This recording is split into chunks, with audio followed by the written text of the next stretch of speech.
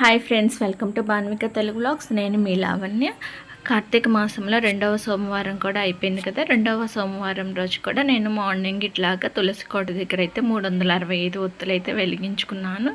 తర్వాత ఇంట్లో కూడా అయితే పూజ చేసుకున్నాను అనమాట. అయితే ఈరోజు ఇంకొక స్పెషల్ కూడా ఉంది.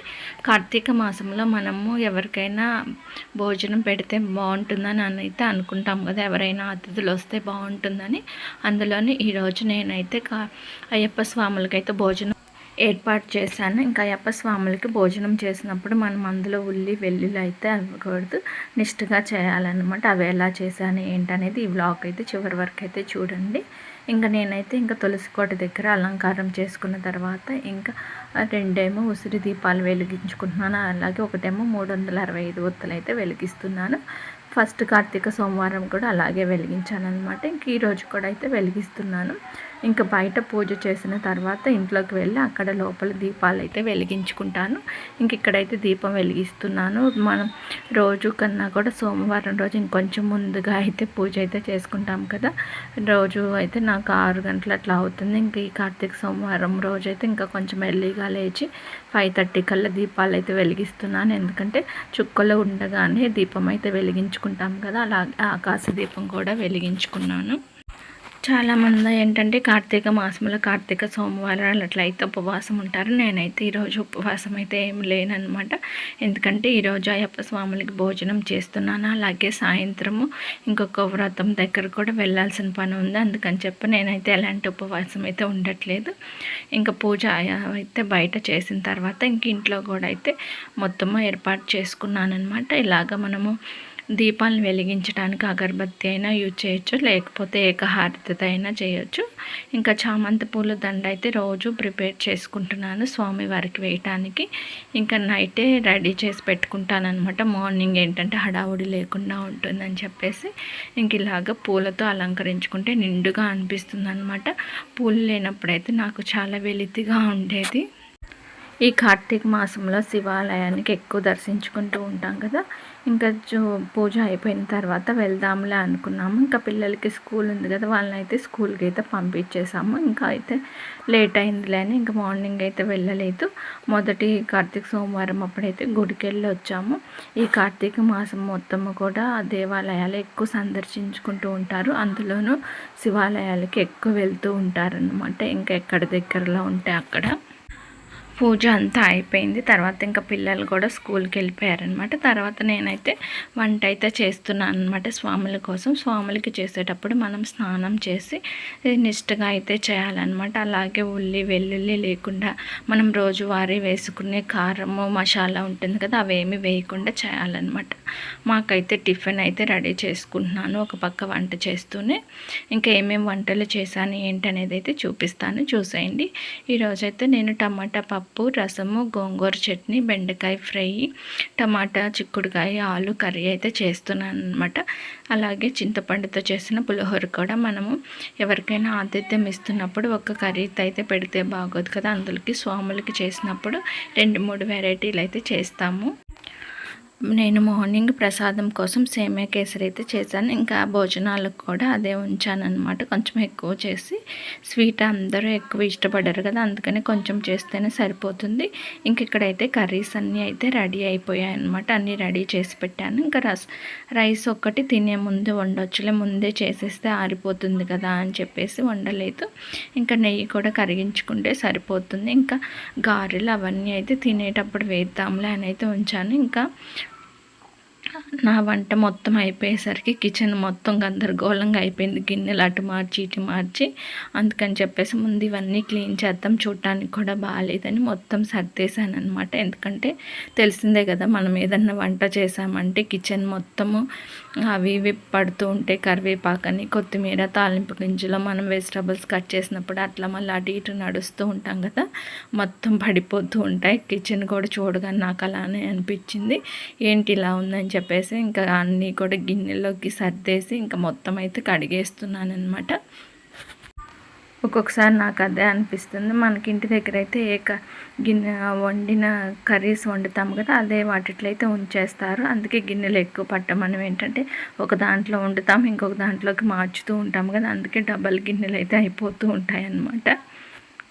గిన్నెలు శుభ్రం చేసి మళ్ళీ ఇల్లు కూడా ఒకసారి అయితే తూర్చాను. ఎందుకంటే స్వాములు వస్తారు కదా, మనం అటు ఇటు తిరుగుతామని చెప్పేసి. తర్వాత ఇంకా మళ్ళీ స్వాములకి భోజనం వడ్డించాలంటే మనం కూడా శుభ్రంగా ఉండాలి కదా, అందుకని మళ్ళీ ఇంకొకసారి అయితే స్నానం చేశాను. స్నానం చేసిన తర్వాత ఇంకా అన్నం వండుతూ గారెలు అవి అయితే వేస్తూ ఉన్నాను. అయితే ఏం జరిగిందంటే ఇంక నేను అన్నం వండుతూ గారెలు వేస్తూ ఉంటే ఎవరో ఒక ఆవిడ బయట పిలుస్తూ ఉందన్నమాట. అమ్మ షుగర్ ఉంది, కొంచెం అన్నం ఏదన్నా పెట్టండి అని. అప్పటికైతే ఇంకా అన్నం అయితే ఉడకలేదన్నమాట. ఇంకా ఆల్రెడీ పులిహోర అయితే చేశాను, గారెలు కూడా వేస్తున్నాను కదా, ఇంకా అందుకని చెప్పి ప్లేట్లో పులిహోర గారెలు అయితే పెట్టించాము.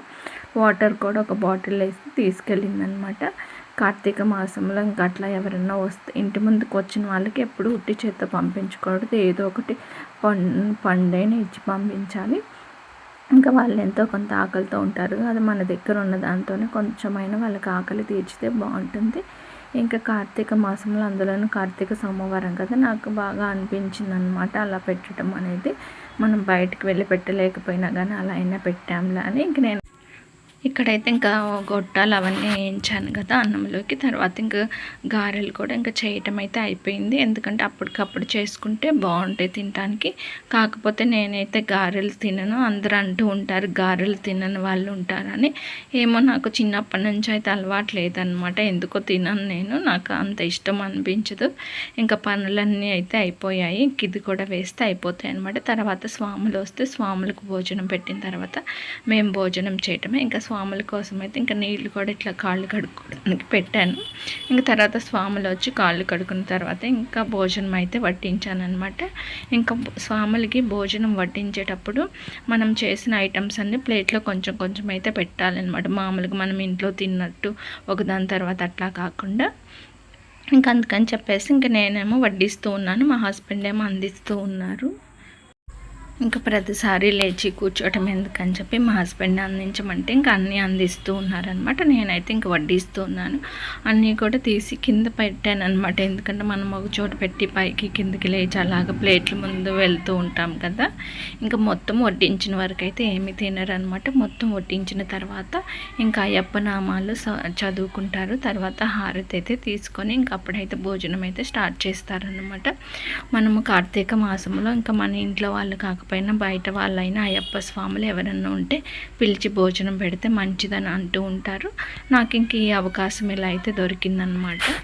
ఇంకా మొత్తం వడ్డించిన తర్వాత అయ్యప్ప నామాలు అయితే చదువుతున్నారు, మీరు కూడా వినండి.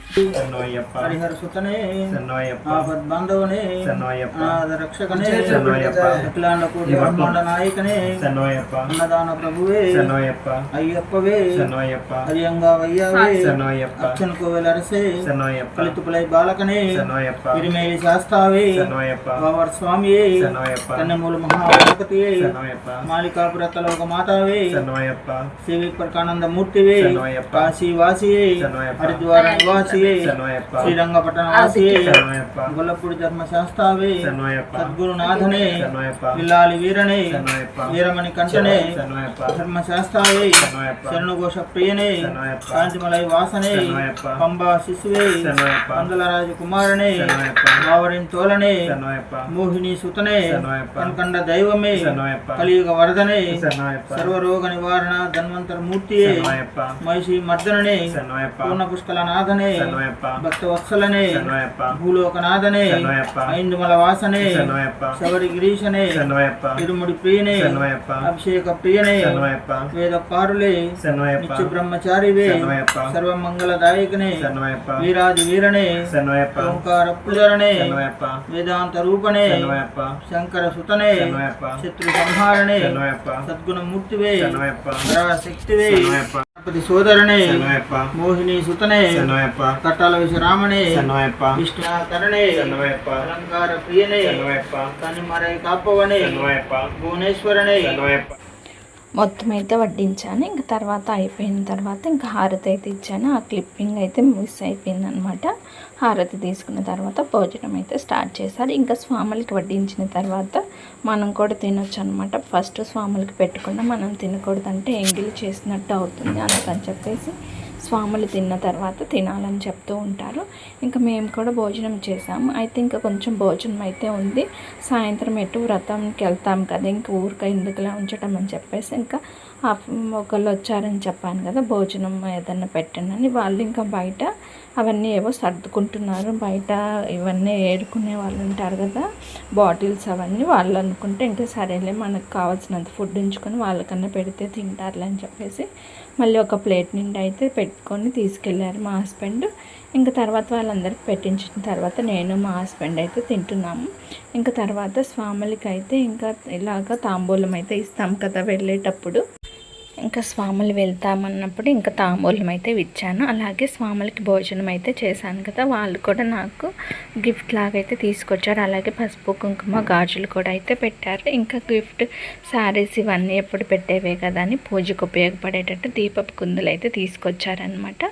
అది తర్వాత అయితే చూపిస్తాను. ఇంకా సాయంత్రం అయితే ఇంకా మా చిన్న ఆడపడుచు వాళ్ళ ఇంట్లో కేదార నోములు అయితే ఉన్నాయన్నమాట. నేను కూడా ఫస్ట్ టైం అనమాట వెళ్ళటము.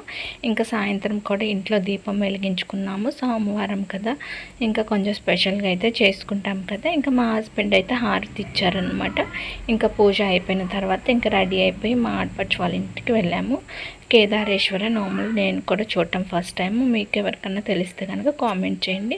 ఆ నోముల వీడియో కూడా తర్వాత అయితే పెడుతూ ఉంటాను. అలాగే ఎవరైనా ఫస్ట్ టైం నా ఛానల్ని చూస్తున్నట్లయితే ప్లీజ్ సబ్స్క్రైబ్ చేసుకోండి. అలాగే ఇంట్లోనూ బయట కూడా దీపాలు ఎన్ని ఎక్కువ వెలిగించుకుంటే అంత బాగుంటుందన్నమాట ఈ దీపాల వెలుగులోకి. ఇంకా తులసి కోట దగ్గర ఇలాగ ఆకాశ దీపం కూడా వెలిగించుకున్నాము. ఇంకా మా ఆడపడుచు వాళ్ళ ఇంట్లో పూజ అయితే ఇలా జరిగింది. మొత్తం పూజ వీడియో అయితే నెక్స్ట్ వీడియోలో పెడతాను, ఎందుకంటే ఇది మొత్తం లెంతీ అయిపోతుందని ఇందులో అయితే పెట్టలేదన్నమాట. Thanks for watching.